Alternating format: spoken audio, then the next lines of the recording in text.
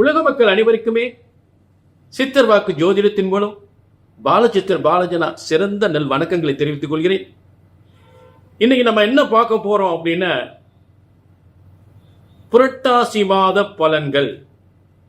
பலரின் வாழ்க்கையை அதிரடியாக புரட்டி போடுகின்ற ஒரு ஆட்சி உச்சம் பெற்ற கிரகங்களின் வலிமையை பற்றி அதற்குரிய யோக பலன்கள் இந்த புரட்டாசி மாதம் ஆய்ந்திருக்கின்றது. நிறைய பேர் வாழ்க்கையை புரட்டி போட போகுது, அதிர்ஷ்டத்தின் உச்சத்திற்கு கொண்டு செல்ல போகிறது, அதிரடி மாற்றத்தை உருவாக்க போகிறது. அப்படிப்பட்ட யோகமான கிரக மாற்றங்கள் இருக்கக்கூடிய அந்த புரட்டாசி மாத பலன்களை நம்ம இன்னைக்கு யாருக்கு பார்க்க போறோம் அப்படின்றத இன்னைக்கு பார்த்தீங்கன்னா விருச்சிக ராசிக்கு.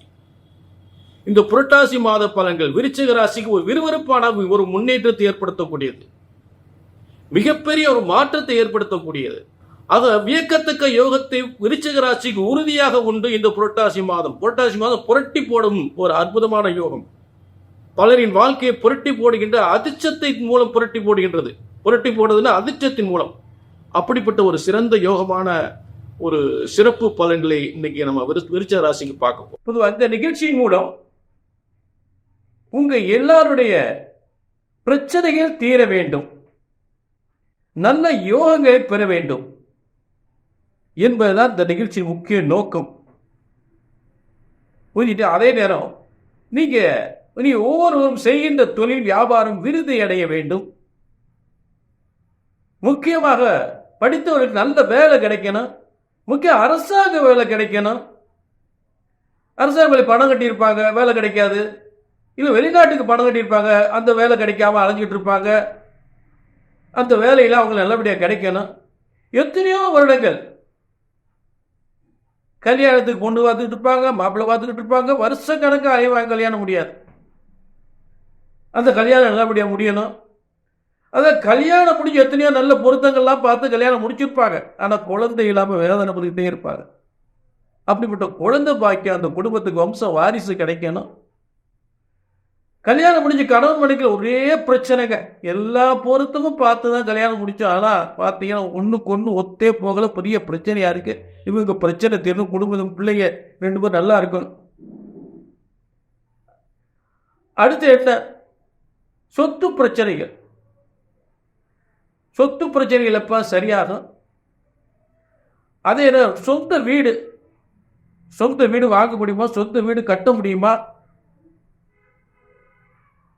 ஏகப்பட்ட பணத்தை எடுத்த கொடுத்து ஏமாந்து போனா அந்த பணம் கிடைக்குமா? அவன் வீட்டில் என்னென்னமோ நடக்குதுங்க, வீட்டில் என்னென்னமோ நடக்குது. நான் சொந்த தொழில் பார்க்கலாம்னே தெரியல. ஏதோ திரும்ப திரும்ப போராடிக்கிட்டு இருக்கேன், என் சொந்த தொழில் பார்க்கலாமா இல்லாட்டி தொழிலை விட்டுலாமா, ஒரே குழப்பமா இருக்கு. ஏன்னா நட்டத்துக்கு மேல கடனுக்கு மேல கடன் ஆகிக்கிட்டு இருக்கு. இதெல்லாம் சரியாகணும்னு சொல்லிதாங்க நாங்களும் எத்தனையோ இடத்துல ஜாதகத்தை பார்த்து வெந்து நொந்து போய், எத்தனையோ இடம் ஜாதகத்தை பார்த்து பார்க்காத இடம் பாக்கி இல்லை, செய்யாத பரிகாரம் இல்லை, போகாத கோயில் இல்லை, ஒன்றுமே நடக்காமல் வந்து நொந்து போயிருக்கோம். கொஞ்சம் பொறுங்க. இப்படி வேதனைப்படக்கூடிய உங்களுக்கு தான் இந்த விளக்கம் உறுதியான உத்தரவாதம் இந்த நிகழ்ச்சியின் மூலம். முதல்ல நீங்க தெரிந்து கொள்ள வேண்டிய விஷயம், ஜோதிட சாஸ்திரம் ஒருபோதும் தப்புவதில்லை, தவறுவதில்லை. ஏன்னா இறைவன் போட்ட விதி. பிரம்ம வேதத்தில் ஜோதிட சாஸ்திரம் உருவாக்கப்பட்டிருக்கிறது பிரம்மனால். அது இறைவனால் படைக்கப்பட்ட ஜோதிட சாஸ்திரம் ஒருபோதும் தப்புவதில்லை. அது ஒரு ஜோதிடத்தின் பலன் சொன்னது நடக்கவில்லை என்றால் ஒன்று உங்கள் ஜாதகம் தவறாக இருக்க வேண்டும், இல்லை என்றால் ஜோதிடர் நான் தவறாக இருக்க வேண்டும். இதுதான் உண்மை. நான் 30 ஆண்டுகள் அனுபவத்தில் பார்த்துட்டேன். ஆக உங்கள் பிரச்சனைகள் எதுவாக இருந்தாலும், கல்யாணம் முடியல, வேலை கிடைக்கல, குழந்தை இல்லையா, சொத்து பிரச்சனைகளா, இல்லை கொடுக்கலாங்கள் பிரச்சனைகளா, இல்லை அரசு வேலை கிடைக்கலையா, எதுவாக இருந்தால் எந்த பிரச்சனைக்காக அப்படி ஒரு முறை ஜாதகத்தை தூக்கி ஆச்சுன்னா பிரம்ம வேத சாஸ்திரத்தின்படி, அதாவது 18 சித்தர்களும் சப்த ரிஷிகளும் முனிவர்களும் உருவாக்கப்பட்ட ஜோதிட சாஸ்திரத்தின்படி, அந்த பிரம்ம வேத சாஸ்திரத்தில் உருவாக்கப்பட்ட ஜோதிட சாஸ்திரத்தின்படி உங்கள் பிரச்சனைகளை சரியாக கணித்தால் சரியாக நடக்கும், நடந்தே தீரும் என்ற உறுதியான உத்தரவாதம் நிச்சயமாக உண்டு. அது சந்தேகம் இல்லை. திரும்ப சொன்ன, ஒரு ஜோதிடத்தின் பலன் சொன்னது நடக்கவில்லை என்றால் ஒன்று உங்கள் ஜாதகம் தவறாக இருக்க வேண்டும், இல்லை என்றால் ஜோதிடன் நான் தவறாக இருக்க வேண்டும். அந்த தவறு வரவே கூடாது. புரிஞ்சுட்டீங்களா? சொன்னது நடக்கும், நடந்தே தீரும். இப்ப புரட்டாசி மாத பலன்கள் விருச்சிக ராசிக்கு பார்த்துக்கிட்டு இருக்கோம். இப்ப புரட்டாசி 1 முதல் புரட்டாசி 31 வரை இருக்கக்கூடிய 31 நாட்களுடைய பலன்கள். இதற்குரிய ஆங்கில தேதி 17/9/2024 முதல் அதே 17/10/2024 வரை இருக்கக்கூடிய 31 நாட்களுடைய முத்தான கொட்டி தருகின்ற பலன்கள், முத்தாக கொட்டி தருகின்ற பலன்கள். ஆக அப்படிப்பட்ட புரட்டாசி மாத பலன்கள், ஒரு 2 கிரகங்கள் ஆட்சி உச்சம் பெற்று பலரின் வாழ்க்கையை புரட்டி போடுகின்ற, ஒரு அதிர்ஷ்டத்தின் மூலம் புரட்டி போடுகின்ற உச்சத்தின், அதாவது உயர்ந்த சிகரத்தின் உச்சத்திற்கு கொண்டு செல்லும் உச்ச கிரகங்களின் பலன்களை பார்க்க போறோம். ஆக இந்த புரட்டாசி மாதத்தில் மேலும் ஒரு தெய்வீக விழா, நவராத்திரி விழா. ஒவ்வொரு இல்லங்களிலும் அந்த இல்லத்தில் ஏற்பட்ட தீய சக்தியில் அழியக்கூடிய, துன்பங்கள் விலகக்கூடிய, இன்பங்கள் பெருகக்கூடிய, பொன் பொருள் செல்வங்கள் பெருகக்கூடிய ஒரு நவராத்திரி விழா. பெண்களுக்கான ஒரு ஒரு குடும்பம் சிறந்து விளங்க வேண்டும் என்பதற்காக பெண்கள் வழிபடக்கூடிய ஒரு நவராத்திரி விழா 3/10/2024 அன்று தொடங்குகிறது. தொடங்கி 11/10/2024 அன்று சரஸ்வதி பூஜை, ஆயுத பூஜை என்று சொல்லக்கூடிய விழா அன்று நடைபெறும். நவராத்திரி விழாவின் இறுதி நாள் 9ஆம் நாள். 10ஆம் நாள் 12/10/2024 அன்று விஜயதசமி. அதாவது விஜயன் என்றால் வெற்றி, அதைத்தான் விஜயதசமி என்று விஜய் என்றால் வெற்றி. விஜய் என்றால் அதாவது விஜயதசமி, விஜய் என்றால் வெற்றி. ஆக அசுர சக்தியை அழித்து வெற்றி பெறக்கூடிய ஒரு சிறந்த நாள். அப்படிப்பட்ட ஒரு சிறந்த நாள் தான் விஜயதசமி என்று நாம் கொண்டாடி கொண்டிருக்கிறோம், கொண்டாட போறோம். ஆக இப்படிப்பட்ட சிறப்பு வாய்ந்த நாட்களாக இருக்கக்கூடிய புரட்டாசி மாதத்தில், அந்த புரட்டாசி மாதத்தினுடைய கிரக அமைப்புகள் இந்த விருச்சிக ராசியை பார்ப்போம். முதல்ல விருச்சிக ராசிக்கு 4ஆம் இடத்தில், அதாவது 4ஆம் இடத்தில் சனி பகவான். விருச்சிக ராசிக்கு 5ஆம் இடத்தில் ராகு, வழக்கம் போல சனி ராகு, வழக்கம் போல குரு 7ஆம் இடத்தில். அதே போல விருச்சிக ராசிக்கு 8ஆம் இடத்தில் செவ்வாய்.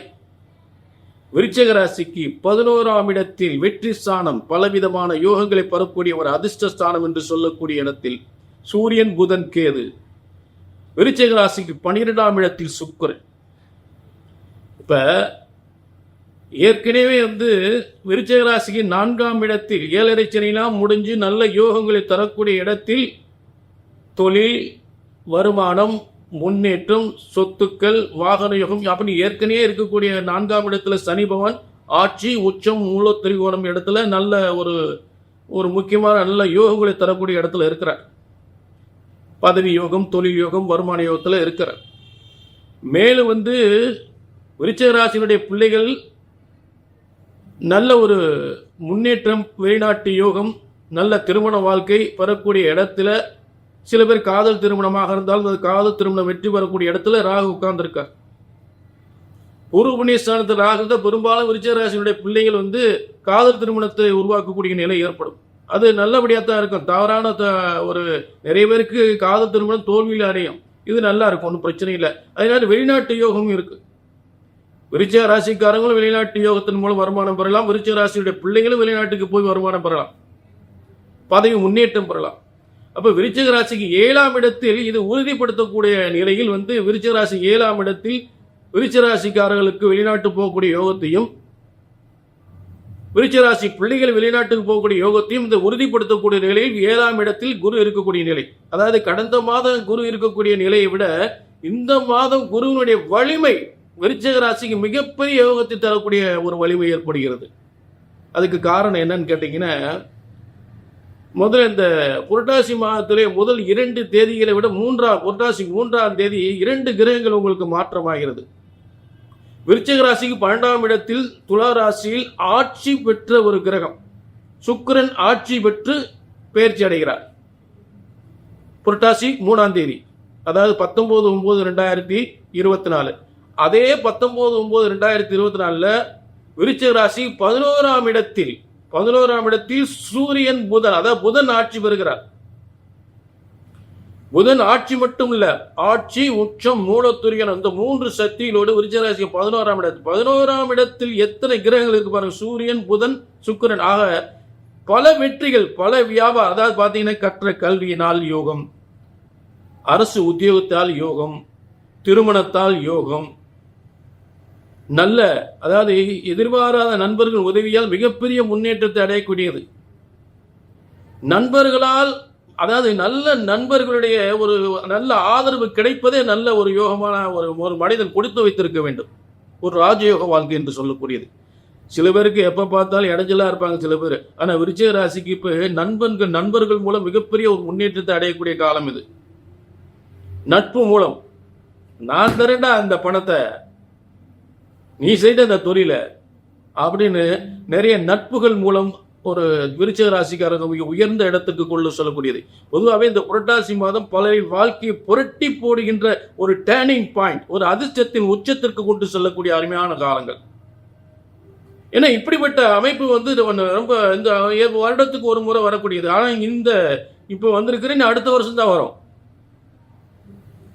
அப்படிப்பட்ட ஒரு சிறந்த யோகமான விருச்சிக ராசிக்கு 12ஆம் இடத்தில் ஒரு கிரகம் ஆட்சி பெற்றால் சொத்துக்கள் சேரும். வாகன யோகம், திருமண யோகம், பதவி யோகம், அதே நேரத்தில் சொத்துக்கள் சேரக்கூடிய யோகம், காசு பணங்கள் சேர்ந்துகிட்டே இருக்கு. 12ஆம் இடத்தில் ஒரு கிரகம் ஆட்சி பெறும் பொழுது காசு பணம் விரயம் இல்லாம, தேவையில்லாத செலவுகள் இல்லாம, 12ஆம் இடத்தில் தேவையில்லாத ஒரு மோசமான கிரகம் இருந்தா எப்ப பாரு ஏதாவது செலவு, வந்து வைத்திய செலவு, அந்த செலவு, கடன் பிரச்சனை வந்துகிட்டு இருக்கு. ஆனா அந்த மாதிரி இல்லாம காசு பணங்கள் சேர சேர செலவே இல்லாம, செலவு இல்லைன்னா என்ன செய்யும் மனுஷனுக்கு? எந்த செலவு இல்லைன்னு என்ன ஆகும்?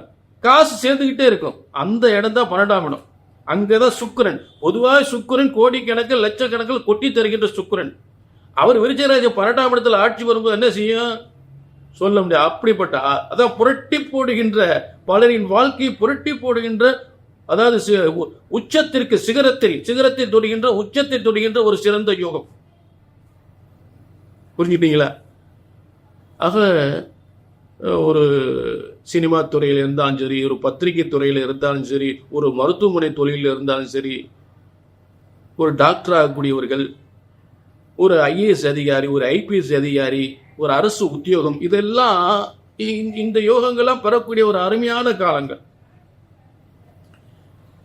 கனவெல்லாம் நனவாகக்கூடிய ஒரு அருமையான புரட்டாசி மாதம் என்பது நிச்சயமாக உங்கள் கனவெல்லாம் நனவாகக்கூடிய அருமையான காலம். புரிஞ்சுட்டீங்களா? ஆக அடுத்து இந்த குரு அதாவது 7ஆம் இடத்தில் இருக்கக்கூடிய போன மாசத்தோட இந்த மாசம் சிறந்த வலிமையோடு இருக்கிற காரணம், அந்த வீட்டுக்குரிய சுக்கிரன் துலா ராசியில் ஆட்சி பெறும்போது குருவோட வலிமை அதிகமாகிறது. ஆக குரு வந்து அங்கிருந்து 11ஆம் இடமான புதனை பார்க்கும்போது, படிச்சுட்டு நிறைய பரிசு எழுதினப்ப வேலை கிடைக்கலப்ப, இந்த முறை அப்படி இல்லை. உத்தியோகம் உயர்வான உத்தியோகம் கிடைக்கும். ரொம்ப ஆச்சரியப்படத்தக்க உத்தியோகம் கிடைக்கும். கற்ற கல்வினா சிறந்த உத்தியோகம் தரக்கூடியது. வியாபாரம் செய்கின்ற வியாபாரத்தினால் லட்சக்கணக்க கோடிக்கணக்க சம்பாதிக்கக்கூடிய யோகத்தை தரக்கூடியது. அரசு உத்தியோகத்தை பெறக்கூடியது. அரசியல் இருப்பவர்களுக்கும் பொதுவாழ்வு இருக்கிறவர்களுக்கும் பேரும் புகழும் பணத்துடன் பேரும் புகழும் கிடைக்கக்கூடிய அருமையான யோகம். அத நீங்க உள்நாட்டில் தொழில் பண்ணாலும் சரி, வெளிநாட்டில் தொழில் பண்ணாலும் சரி, நல்ல உத்தியோகத்தில் இருந்தாலும் சரி, அரசு உத்தியோகத்தில், தனியார் துறையில் இருந்தாலும் சரி, எல்லாமே சிறந்து விளங்கக்கூடிய நல்ல நேரம். வேலை கிடைக்காதவர்களுக்கு வேலை கிடைக்கக்கூடிய அருமையான நேரம். என புதன் வந்து கற்ற கல்வியினால் உத்தியோகம் தரக்கூடிய இடத்தில் லாபஸ்தானத்தில் இருக்கும் பொழுது நிறைய பேர் படிச்சுட்டு வேலை இல்லாமல் இருக்கவங்க நல்ல வேலை வாய்ப்பு, எதிர்பாராத, அதாவது இந்த மாதிரி பதவியை நீ எதிர்பார்க்க மாட்டேன், அப்படிப்பட்ட வேலை வாய்ப்பு பதவிகள் கிடைக்கும்.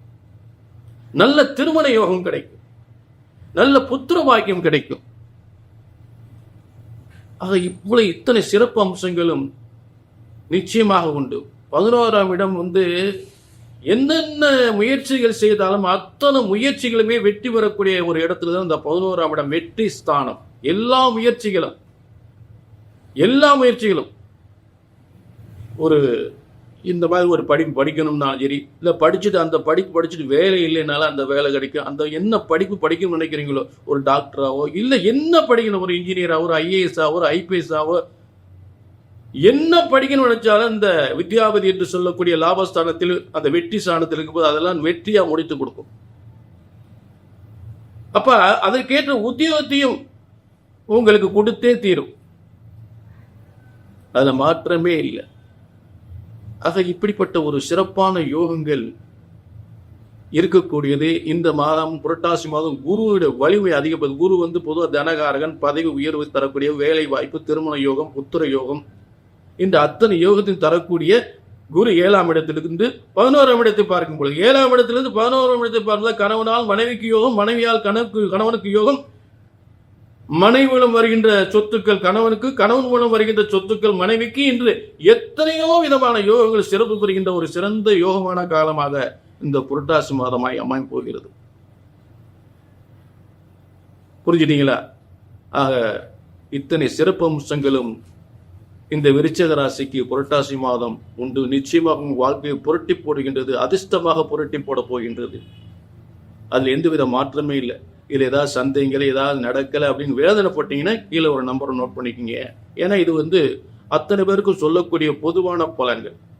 இது உங்களுக்கு ஏதாவது சரி வரல, சந்தேகங்கள், ஏதாவது வேதனையாக இருந்தது, எனக்கு அது நடக்கலை, இது நடக்கலை, நாங்கள் அங்கே போய் பார்த்தோம், இங்கே போய் பார்த்தோம், அப்படி சொன்னார், இப்படி சொன்னார், எதுவுமே நடக்கலை அப்படின்னு வேதனைப்பட்டீங்கன்னா அந்த வேதனை இங்கேயும் வந்துடக்கூடாது என்பதற்காகத்தான் திரும்ப திரும்ப வழக்கம் கொடுத்துக்கிட்டே இருக்கேன். திரும்ப சொல்றேன், ஜோதிடம் ஒருபோதும் தப்புவதில்லை, தவறுவதில்லை. ஏனென்றால் பிரம்ம வேத சாஸ்திரத்தில், அதாவது ஒவ்வொரு மனிதன் உங்களுடைய பிறப்பு முதல் இறப்பு வரை பிரம்மனால் எழுதப்பட்டதான். பிரம்ம வேத சாஸ்திரத்தில் எழுதப்பட்டதான் உங்கள் தலையெழுத்து. பிறப்பு முதல் இறப்பு வரை அத்தனை யோகங்களையும் பிரம்மனால் எழுதப்பட்டிருக்கிறது.